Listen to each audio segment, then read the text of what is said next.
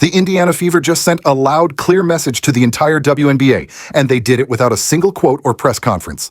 Aliyah Boston, Lexie Hull, and Kelsey Mitchell took matters into their own hands and absolutely dismantled the Seattle Storm after tensions erupted. And at the center of it all, Caitlin Clark, America's rising superstar, who had become the target of hard fouls, trash talk, and bullying on the court. What happened next? A show of unity, power, and redemption you have to see to believe. The backdrop, Caitlin under fire. The tension had been building for weeks. Ever since Caitlin Clark entered the league, she's drawn more attention than any rookie in recent memory. The highlight reels, the no-look passes, and the logo threes. It was all there. But with her popularity came a different kind of attention: physical play, trash talk, and yes, targeted aggression. In a previous matchup, the Seattle Storm made headlines, not for their plays, but for their rough treatment of Clark. Elbows on screens, hard closeouts, and taunts after missed shots. It was clear. They were trying to rattle the rookie. But what they didn't expect? The Fever weren't just standing behind Caitlin, they were ready to fight for her. And now you see Phoebish starting off on Caitlin Clark. New York was pretty coy about how they would defend her. Boston, the roll, the catch, and puts it in for two. When Clark and Boston play through the middle. Sabrina short on the jumper.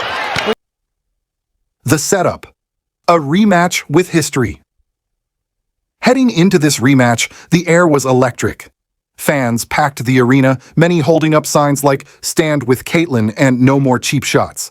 Social media was buzzing, with analysts speculating whether Indiana would retaliate. Inside the locker room, a different mood. Calm, focused. Aliyah Boston, the team's anchor, had one thing in mind: dominate the paint. Lexie Hull, the defensive spark plug, reviewed tape for hours, preparing for every Seattle move. And Kelsey Mitchell, she was ready to let her jumper do the talking. You want to make Sabrina dribble into her shots if possible. Mitchell gets behind the secondary and puts it in. A torrid start. As soon as Clark gets the basketball, if you run hard and run a... New York is doing a really good job of getting in. First quarter, message sent, tip-off. From the first possession, the Fever made their presence known. Boston took the ball inside and delivered a fierce and one bucket over Easy Magbagor, flexing as she hit the floor. No words, just dominance. Next play, Hull picked the pocket of Jewel Lloyd and converted an easy layup. But it wasn't just the plays, it was the tone. No hesitation, no fear, just basketball played with purpose. And then Mitchell hit a cold-blooded three right in Gabby Williams' face, turning around before the ball even swished. The bench exploded. The fans roared. The message was clear. You came for our star? Now deal with all of us. Second quarter, target locked. Seattle tried to respond. They pushed the pace. They drove hard at Clark again, one bump after another. Nothing called. But every time Caitlin got hit, someone stepped in. Aliyah set harder screens. Lexie clamped down on defense. Kelsey barked at refs and shouted encouragement from across the court. It was no longer about basketball. It was about unity. Midway through the quarter, Caitlin got hacked on a drive. No whistle. As fans booed, Aliyah grabbed the rebound, spun, and slammed home a two-handed putback. She glared at the ref, then tapped Caitlin on the chest. A silent message. We got you. 5. Halftime. The locker room vibe. To the vision of Caitlin Clark early. Clark steps on the gas, goes right by Stewart, and picks up the foul. When you shadow her up the floor, you can't give her a straight... When you have players like Ionescu and Caitlin Clark, the way that... The Fever led by 12, but no one was celebrating. Coach Stephanie White looked around the room and said, "You feel that? That's what it feels like to have each other's back. Now finish it." Caitlin, quiet most of the game, nodded and whispered to Lexie, "Let's break them." The team roared in agreement. It wasn't about revenge anymore. It was about respect. Third quarter, absolute domination. The third quarter turned into a statement. Aliyah Boston went into beast mode, controlling the boards, altering shots, and bullying Seattle inside. Lexie Hull hit back-to-back threes and took a hard charge that sent Storm guard Sammy Whitcomb flying. The arena erupted. Then came the dagger. Kelsey Mitchell, left alone at the top of the key, launched a deep three. Splash. Timeout Seattle. As the Storm huddled, cameras caught Caitlin and Kelsey high-fiving, laughing. The vibes were unshakable.